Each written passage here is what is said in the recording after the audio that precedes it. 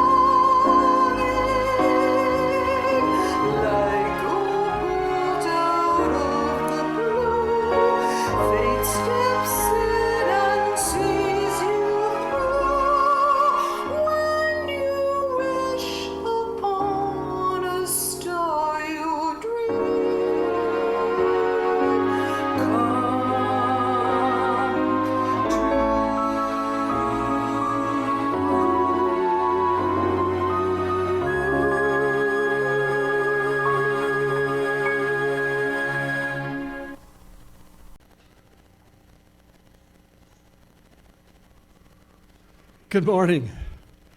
Our opening words this morning are by John Higgins. Welcome to this place. This is a home where no revealed truths are promoted, and no scripture or human being is accepted as infallible. This is a place for searching for truth. But we are believers. We believe in justice. We believe in compassion and concern for each other and the whole world. We believe in commitment to those ideals which make us caring and active in the struggle for human dignity. We are Unitarian Universalists. Come, let us worship together. And my name is Matt Alspaugh. I'm the minister here, and I just want to welcome you with live from Fellowship Hall. It's our LCUUF Sunday service. So our announcements were on a slideshow before the service. If you missed that, don't worry. We'll be sending those out by email in the next day or so.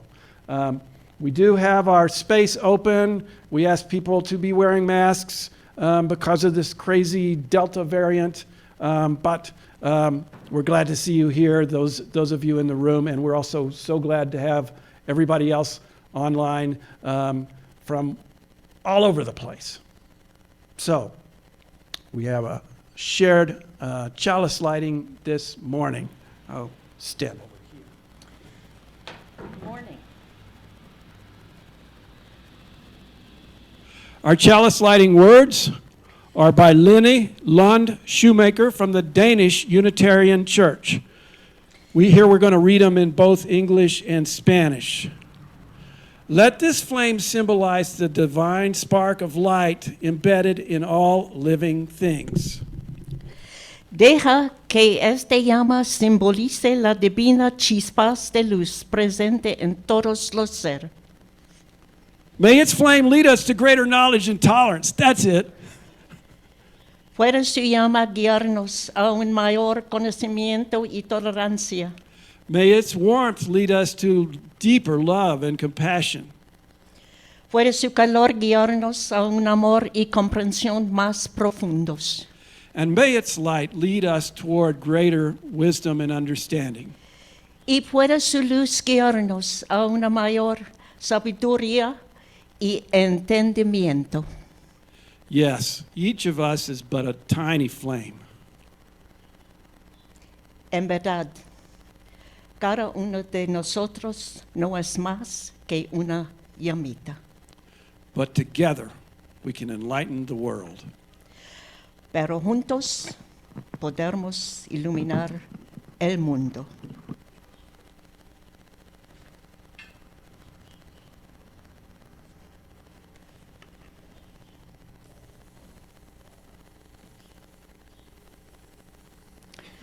Please light your chalice.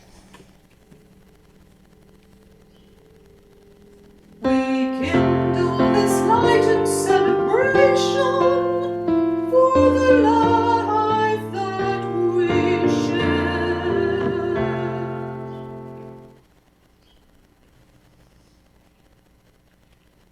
And now our opening hymn is number 298, Wake Now My Senses.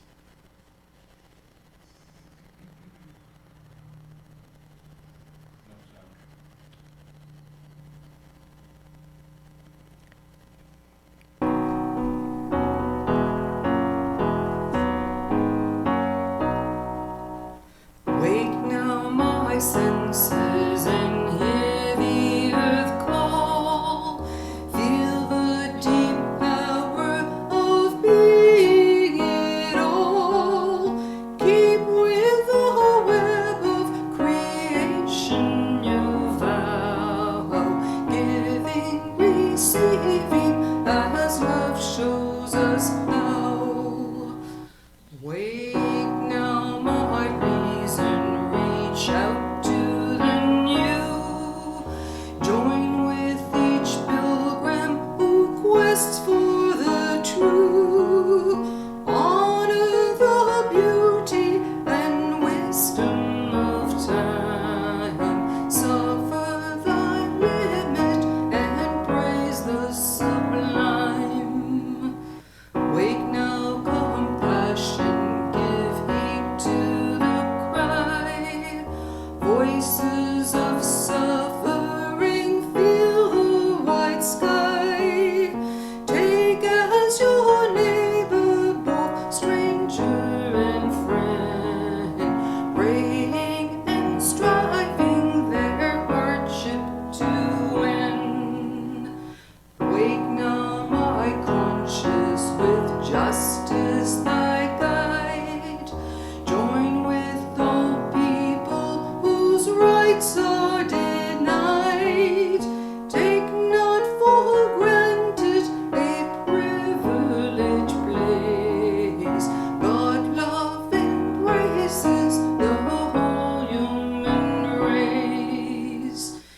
Wake now my vision of ministry clear. Brighten my pathway with radiance here. Mingle my calling with all who will share. Work toward a planet transformed by our care.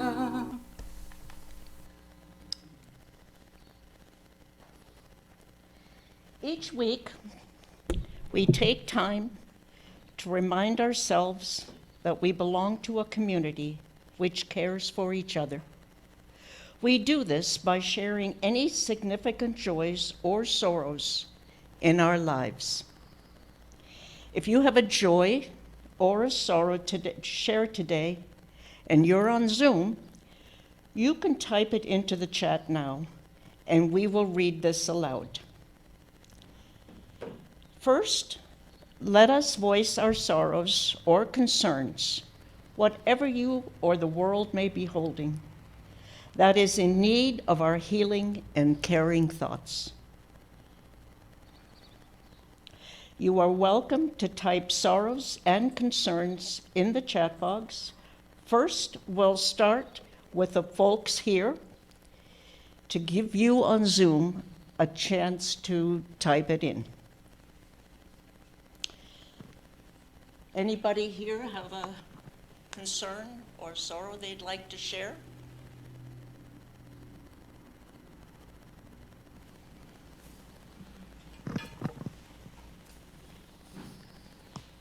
a concern for what's happening with climate change, especially, can you hear me?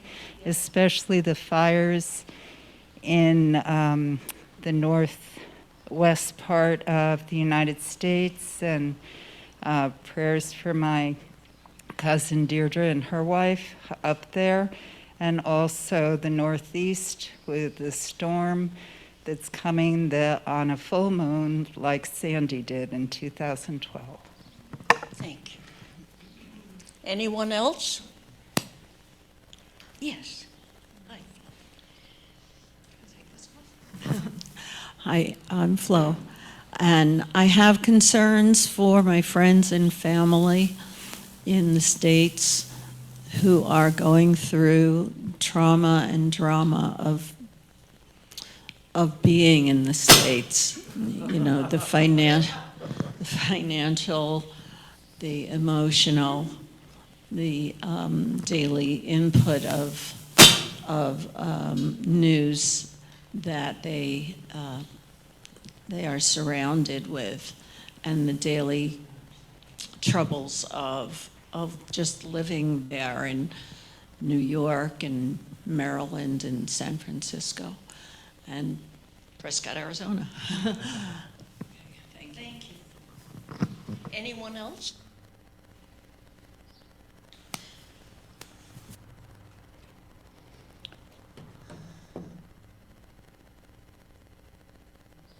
If there are any concerns or sorrows to be shared on Zoom, we can do that now. Thank you. We have 3. We have one from Liz Mulder, who says she expresses concern for the people of Afghanistan. Also from Elizabeth Katz, concern for the people of Haiti and Afghanistan.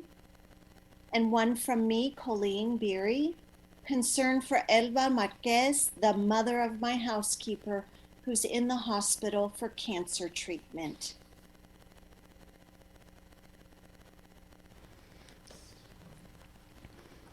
Dada, any more? No, that's all.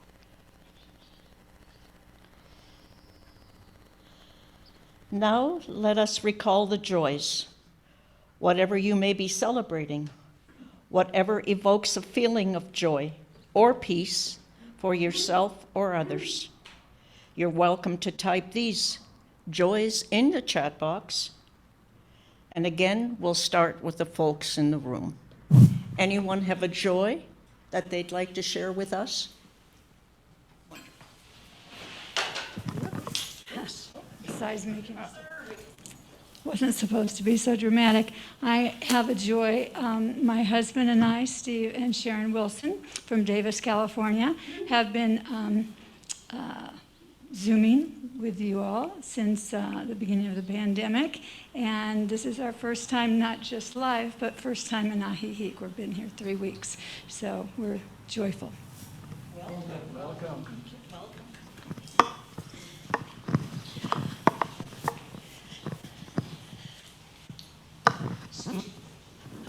I can't be more grateful. In fact, it brings tears to my eyes that I've been gifted and allowed, and I'm so fortunate to be here and also to have a roof over my head. I want or need nothing. And, my life is starting here, I have to say. I couldn't take what was going on in the U.S. and around the world, and I was full of sorrow and sadness. But I just feel so, so grateful. Everybody is so kind here. I can't say enough about it. So kind and helpful and inclusive. And I finally feel like I can be myself without any judgment and accepted. So I thank everybody.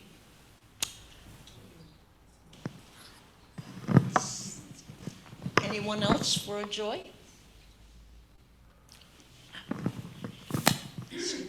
Me again. I have tremendous joy in that I had a major conflict in my life, and I've been able to move through it, and I still have like these little tsunamis of emotion that, but less and less, and more joy that I am where I am with God's help. Anyone else?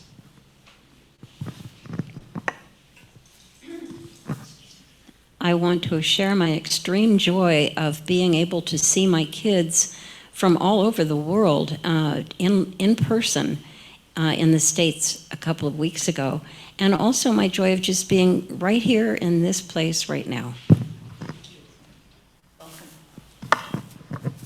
Anyone else?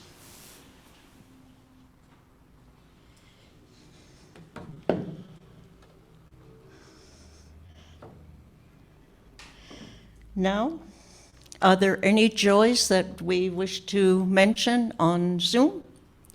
Yes, we have one from Devorah Kelly, who says, thanks to the time difference, I'm able to join my home church in New Hampshire for coffee hour.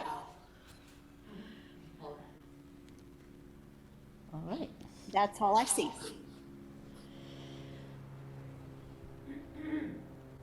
And now we light our care candle. And this candle from our care team represents those sorrows that are too raw, too difficult for us to share aloud. So many of us have had losses, partners, children, grandchildren, losses that remain present with us every day.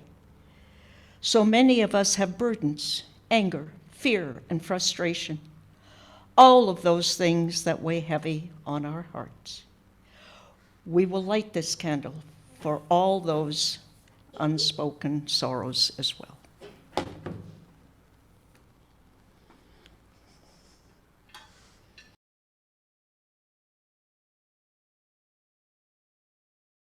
We have a reading called The Opening of Eyes by the poet David White. That day I saw beneath dark clouds the passing of light over the water, and I heard the voice of the world speak out. I knew then, as I had before, life is no passing memory of what has been, nor the remaining pages in a great book waiting to be read. It is the opening of eyes long closed, seen for the silence they hold. It is the heart, after years of secret conversing, speaking out loud in the clear air. It is the vision of far-off things. It is Moses in the desert fallen to his knees before the lit bush. It is the man throwing away his shoes as if to enter heaven and finding himself astonished, opened at last, fallen in love with solid ground.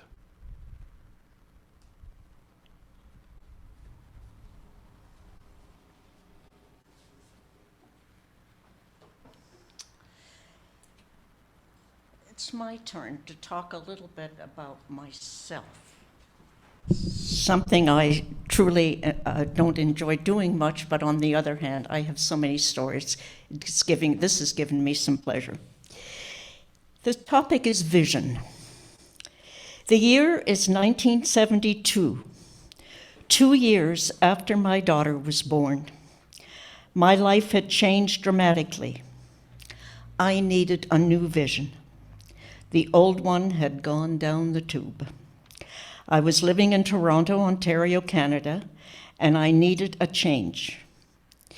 So I started a job search. I contacted a headhunter and offered myself up.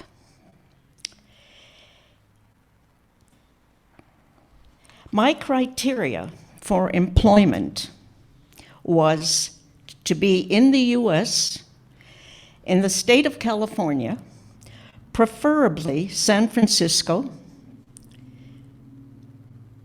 well, That actually happened. A company in Germany was interested. They were opening an office in the Transamerica Pyramid Building in San Francisco, and I had been recommended. They wanted a German-speaking person who could travel. Wow. That was going to be very exciting and a whole new lifestyle for me. Wow. This was really neat. Warm weather and travel. A full-time housekeeper and a house. Long story short, I was hired and I accepted the position. Shortly thereafter, I received a call from another company, this time in Montpelier, Vermont. Oh my gosh, where was that? Oh, okay, not far from Montreal.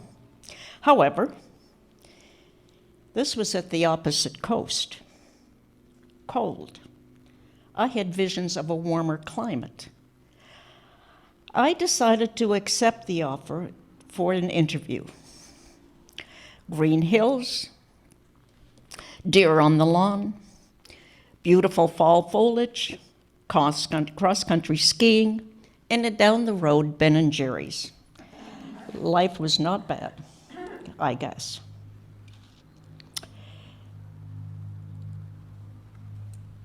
The state capital, a small town, population 8,000. It's about 9,300 right now. Hasn't grown much. That would really work. Would that really work for me? I was a city girl. The interview went well, and I was offered the job. I went home, back to Toronto, sat down at my desk, and made my list of pros and cons. I now had a choice. A warm climate, big and beautiful city, just as I had envisioned, along with travel, or a small town, less pay, no house, no housekeeper, and a minimal amount of travel. Less excitement, to be sure. But I would be home with my daughter. This was complicated for me at the time, but in the end, there was only one decision. I made my decision based on two very practical facts. I was a single parent, and I could not leave my daughter in the care of babysitters for an extended period of time. My vision of a warmer climate and a jet-setting traveling mom ended right there.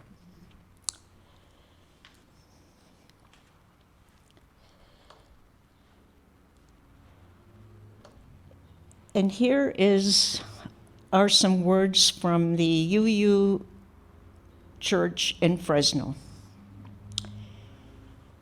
The theme of a series that was done September 2018. September 17 is my birthday. I was just going to throw that in there.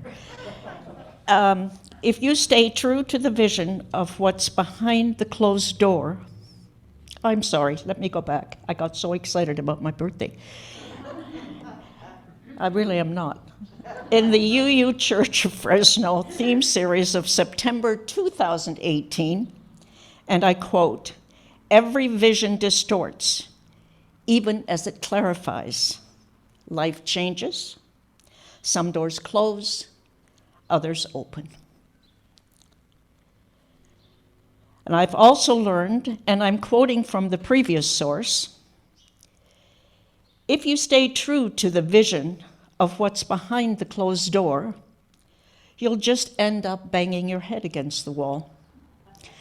And as Unitarian Universalists, we also know that one vision isn't enough.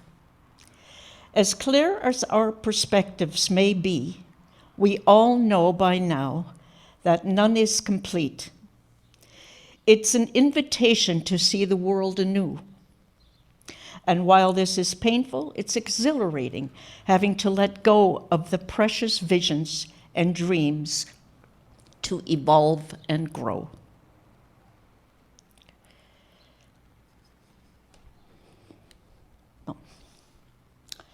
The hymn, our next hymn, To See the World.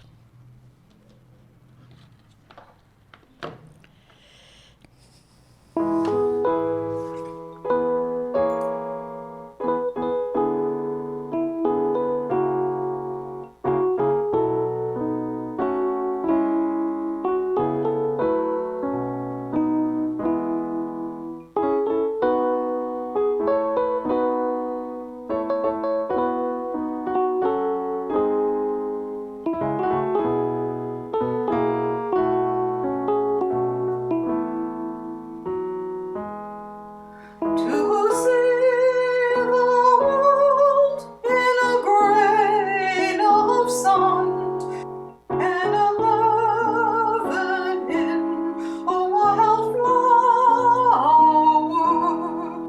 hold infinity in the palm of your hand, and eternity in an hour.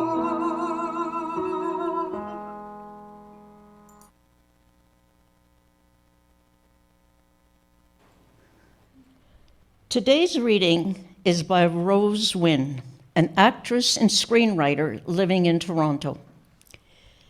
We're always talking about how we should live in the now and be present. We shame ourselves for looking back at the past or into the future. It's a beautiful thing to be mindful of the present, where we should be. But don't forget to honor yourself, your past, and how far you've come. Odds are, it's further than you think. I realized that I sometimes get so caught up in my big dreams that I forget to recognize all the little dreams I've made come true.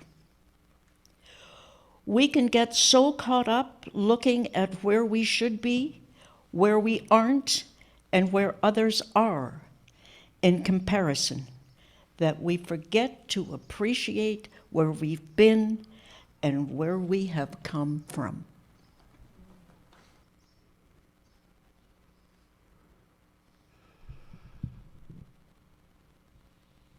So one of my weaknesses, pleasures, is that I like to read the advice columns in the newspapers. Carolyn Hacks, Miss Manners, Social Cues, even Ellie and Travanto. I'm just into this stuff. I read it first thing in the paper in the morning before I head down over to get my daily dose of downers, that is the front page. I read the advice columns partly for that little lift I get when I'm reminded that my own problems are not nearly as bad as the problems many of these people have. I've done stupid things, but I can't imagine the level of crazy some of these writers present. But I also read these as little puzzles. Before I read the advice columnist answer, I often ask myself, well, Matt, what advice would you give them? What would you tell them? After I stop chuckling to myself. Now, admittedly, these stories begin to run together after a while, and common themes emerge. One pattern is that when a person has a very specific dream for what their life is supposed to be, how it's supposed to turn out, and not surprisingly, it doesn't or it hasn't. A recent example was a young woman who had visions from her childhood of her perfect wedding. And now the love of her life, otherwise perfect in every way, was having none of it.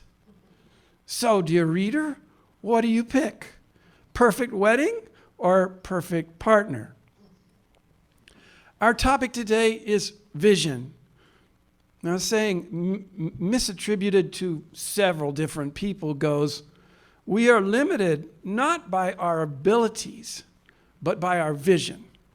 And I think one of the gifts of being human is to have this ability to imagine some kind of better future for ourselves. We can turn on a little theater screen in our mind and fast forward in the movie of our life, trying out various possible futures, and then go after the ones that seem promising.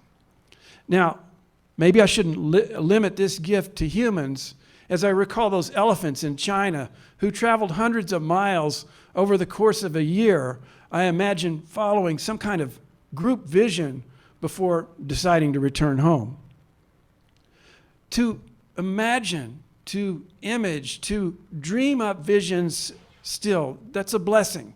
These visions can be our North Stars guiding us towards a future, a hoped-for future that's even when the turmoils and the problems of right now try to pull us off course.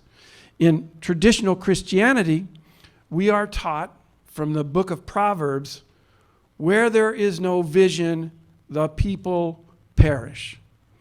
But there's a distinction here, for the vision in the Proverbs speaks of a prophetic vision from God.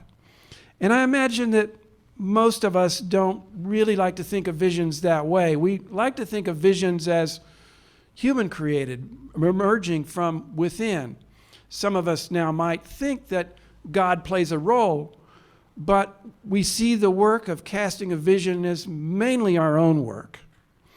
We're like the man in White's poem, casting his shoes off, finding himself astonished, open at last, fallen in love with the solid ground. And isn't that enough, really? Now, some of you may think, well, my time for visioning is done. My life is nearly over. But vision work is not limited to the young. As Heidi's reflection showed, visions need revision at many times in our lives.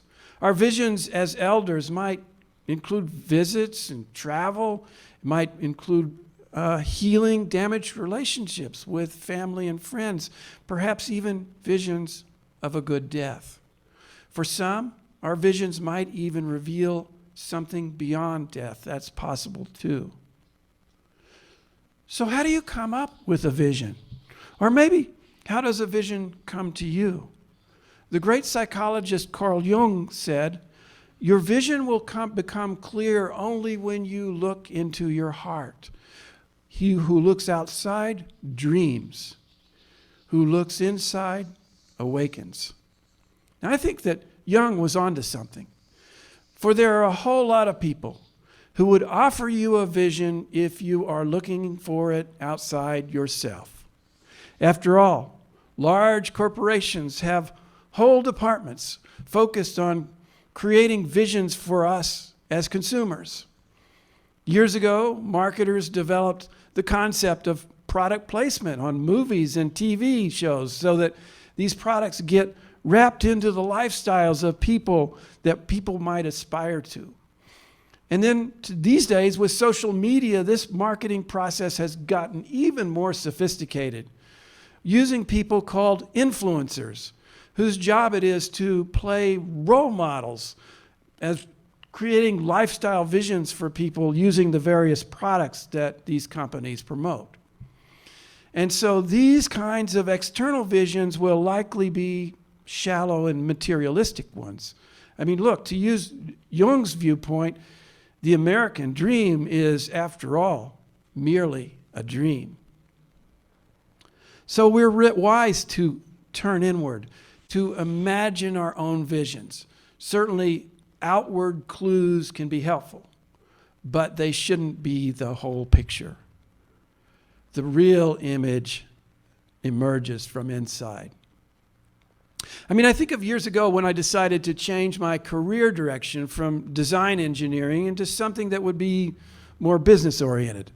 I had tested the waters, looking outward at various other design engineering jobs, and my gut just told me no.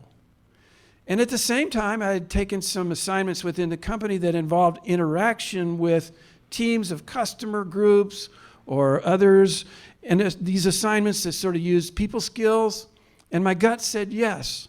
So I returned to school for an MBA and got involved in the business side of startup companies. But the danger of any vision is that the vision can become fixed in our minds, so we can get focused on going on in a particular direction that we refuse to make adjustments for the changes that are happening around us or within us. The world changes, people change, and more subtly, we change. Heidi realized that her vision of warm weather and extensive travel wasn't quite compatible with being a single mother to a toddler. And she wisely let that vision go. As for me, after 15 years in startup companies, I realized that while I enjoyed a lot about the work, my heart was yearning for something different. And I found my way into ministry. Finally, this vision creation process isn't necessarily something that we need to do alone. Many of us have fellow travelers, partners, siblings, children that may all have a stake in the direction we choose to journey toward. We may have to mesh our visions with others. We may have, because they have their own visions, so we may have to mesh them to a greater or lesser degree to find a path that works for everyone. And we also may have old friends, relations, the various sages that are around us who may have wise counsel about our hopes and dreams. Often their counsel may help us to form clearer and more achievable, or perhaps wilder and more extravagant visions than we might have sketched out alone. We just have to trust our inner voices, our instincts or our guts, to know who to listen to as we begin to shape and share our vision with others. So how might we go about creating a vision for ourselves? How do we even start? Well, here's one classic way. No surprise, it involves turning inward a little bit. So it's rather like a meditation, except one doesn't focus so much on the present moment. Instead, one focuses sometime in the future, visualizing, seeing in one's mind's eye what that future might be like. So let's try that. If you like, you don't have to do this, but let's just take a few moments with a kind of guided meditation, imagining ourselves into the future. So typically we might look about 5 years in the future, like 2026. But some of you may want to choose a shorter time period or perhaps a longer one. So let's just begin by getting comfortable. Just find a position of ease in your chair, and I'm going to kind of get ease up here, or wherever you happen to be. And close your eyes if you're comfortable with that, or just soften your gaze and look at something kind of neutral like the floor. Take a few deep breaths. These deep breaths really do trigger a kind of relaxation response in our minds. And now, in your mind's eye, cast forward 5 years or however far ahead you want to look. Cast forward, and let's just imagine an ordinary day at that time in the future.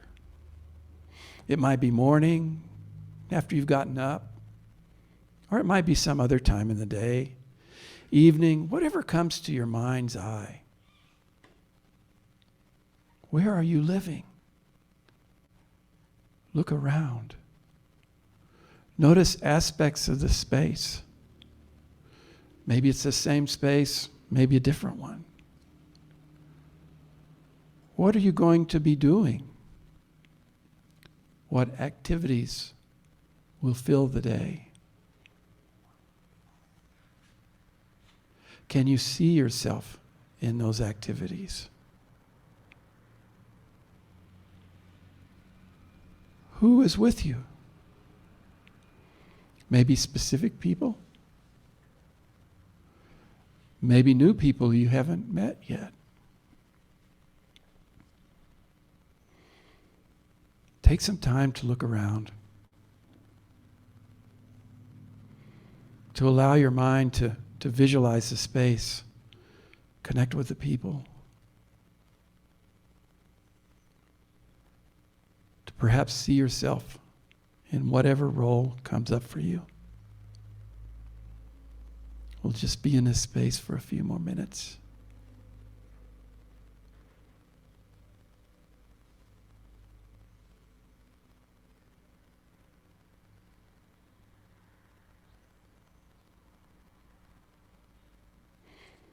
And what kind of feelings arise as you look around? Maybe there are some feelings, maybe not. All okay. Are these feelings connected with any particular part of your future life? Let's take a few more moments to just continue observing and feeling, noting whatever details you care to notice before returning.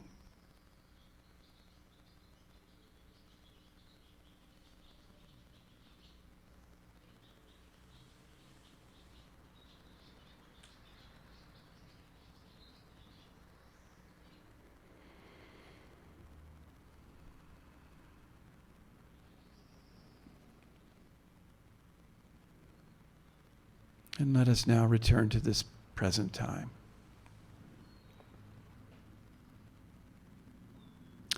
Now, this can be an intimate process. For some of us, maybe nothing came up. Or maybe questions came up that we might need to think about and talk about with our trusted confidants. And for others, maybe a few of us here today, there was an insight, an aspect of their vision experience that maybe you want to share with people, even right now. I know for me, it was somewhat illuminating. I did this at home before, when I was putting this thing together. And I realized that my vision included more travel, certainly more travel than most of us are doing now. And about that travel, I had an insight about my guilt over the carbon footprint of flying and how I might address that.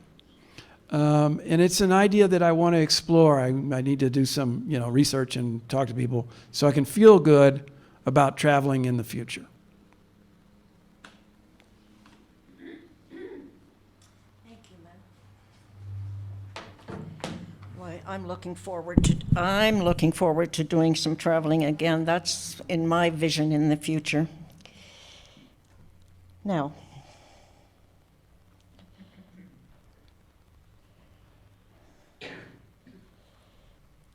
this is a reading by Mark Morrison Reed. The central task of the religious community is to unveil the bonds that bind each to all. There is a connectedness, a relationship discovered amid the particular of one's own life and the lives of others. Building upon these relationships is essential, for alone our vision is too narrow to see all that must be seen, and our strength too limited to do all that must be done. But together our vision widens and our strength is renewed.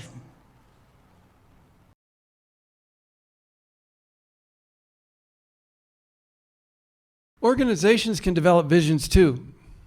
This fellowship ought to have a sense of its vision, perhaps a sense of what we might want to be like 5 years from now. I mean, as I think about this, what this fellowship might be like in 2026, there are a lot of questions. Will we have our own space, a building? What might that be like? What will Sunday mornings be like? I mean, certainly they're vastly different now than they were 18 months ago. And will that change again? How much attention do we give to growth? Who will make up our congregation? Will there be more local folks? Will Spanish language play a bigger part in how we are? Will there be younger folks, perhaps kids? What other things beyond Sunday services might we be doing? Small groups, community service, parties and gatherings? How will we be connected with other Unitarian Universalists in Mexico and Latin America? Now, our board of directors and I have talked about how to develop a shared vision for the future, perhaps looking towards some future date like 2026. We have yet to work out the details of such a process. But this I do know. This is not a process that gets done by any one person, especially not me, and probably not even by just a few people, a little committee or something. We really need the input, the visionary thoughts of almost everyone who participates in the fellowship, or really anyone that's interested in this sort of thing. For as Mark Morrison Reed said, building upon our relationships is essential. For alone our vision is too narrow to see all that must be seen, and our strength is too limited to do all that must be done. But together our vision broadens, it widens, and our strength is renewed. And I actually think that Reed's wisdom works in reverse too. When we get clear about our shared vision, that destination we want to be headed toward, when we are more or less in agreement about our direction, then our relationships with each other will deepen. The bonds that tie us together will grow stronger. So this is my hope then, that by doing the work, the process of creating a shared vision and then working to make it so, we'll be drawn closer together as a fellowship. Our connections with one another will become stronger, and the fellowship will become the place that we envision, the place that we want it to be. May it be so. Heidi?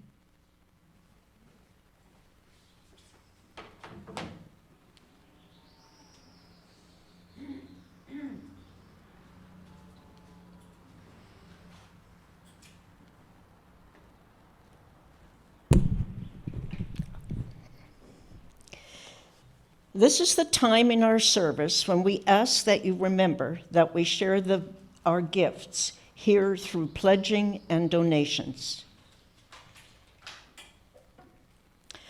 And while you are considering your gifts to the fellowship, remember, oh, I'm sorry, I'm ahead of myself.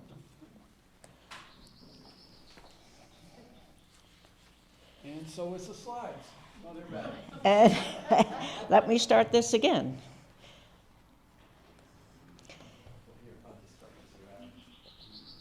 And while we are considering your gifts to the fellowship, remember that each month LCUUF donates 5,000 pesos to more to an organization providing food in our lakeside community. For the month of August, we've been supporting Poco a Poco San Pedro Itzacan.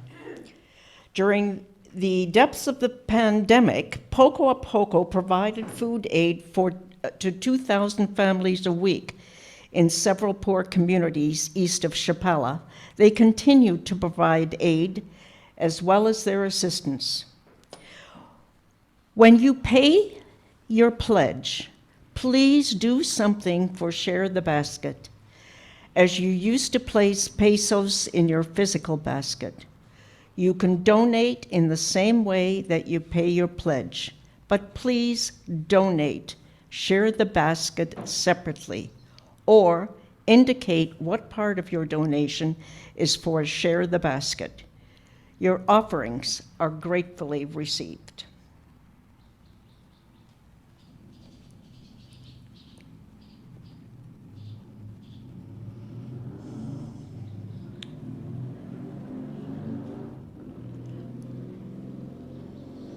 Let us extinguish our chalice with these words, which we read together.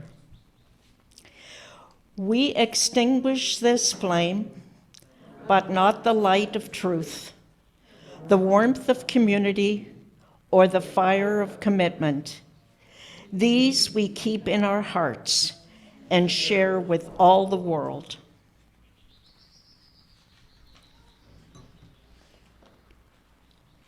Oh.